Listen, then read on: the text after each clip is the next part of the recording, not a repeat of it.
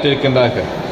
இதற்கு முன்னால் கோபி இருந்தார், அதுக்கு முன்னால் வேலாயுதம் இருந்தார், அதுக்கு முன்னால் நாராயணன் இருந்தார், போஸ் இருந்தார், அதுக்கு கோபி கூட இருந்தார். இப்படி பல வட்டச்செயலாளர்கள் அங்கே பணியாற்றியிருந்தாலும் அமைதியாக சிறப்பாக நம்முடைய மாநகரத்தில் எந்த ஒரு நிகழ்ச்சி நடைபெற்றாலும் அந்த நிகழ்ச்சிக்கு மிக பெரிய பணியாற்றியவர் தம்பி லோகு என்று சொன்னால் அது யாரும் மறக்க முடியாது.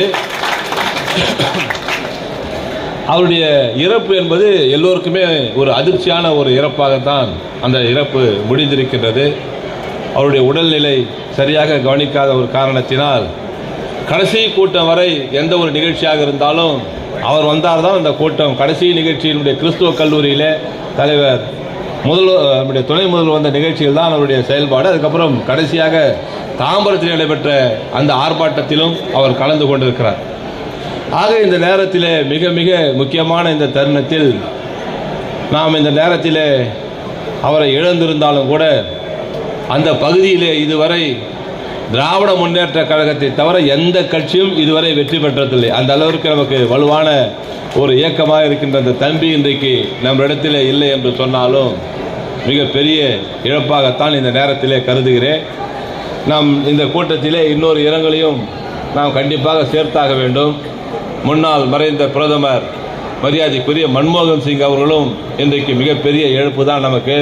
அவருக்கும் இந்த கூட்டத்தில் உங்கள் சார்பாக இரங்கலை நான் இந்த மினிட் புக்கில் ஏற்றுக்கொள்ள நான் உங்களிடம் உத்தரவாதம் பெற்றுக்கொள்கிறேன்.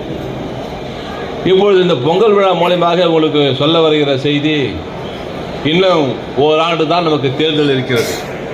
நேரம் வேகமாக சென்று கொண்டிருக்கிறது. நாம் வாக்காளர் பட்டியலை சரிபார்க்க வேண்டிய கடமையில் இருக்கின்றோம். குறிப்பாக வாக்காளர் பட்டியலிலே என்னுடைய கணிப்பு பிரகாரம் தாம்பரம் தொகுதி, பல்லாவரம் தொகுதியில் குறைந்தது ஒரு 30,000 வாக்குகள் குறைந்திருக்கும் என்றுதான் என்னுடைய கணிப்பு. ஏனென்று சொன்னால் நான் கலெக்டரேட் அலுவலகத்தில் நான் பேசுகின்ற பொழுது நிறைய டபுள் எட் இருக்குது, நிறைய டெத் இருக்குது, நிறைய டிரான்ஸ்ஃபர் இருக்குது, பல ஆண்டுகளாக எடுக்காதீர்கள் என்று நான் கடுமையாக பேசினேன். ஆனால் ரிசல்ட் பார்த்தீங்கன்னா 10,000 ஓட்டு தாம்பரத்திலே 11,000 ஓட்டு கூடியிருக்கிறது. அதுபோல் பல்லாவரத்திலும் ஓட்டு கூடியிருக்கிறது. நான் 2 விஷயத்தை மட்டும்தான் உங்களால் சொல்ல முடியும். கடந்த முறை 2016 நாம் தோல்வி அடைந்த எண்ணிக்கை 24,000 வாக்குகளை தான் திராவிட முன்னேற்ற கழகம் ஆட்சி பொறுப்பில் நம்ம வர முடியாத ஒரு சூழ்நிலை ஏற்பட்டது.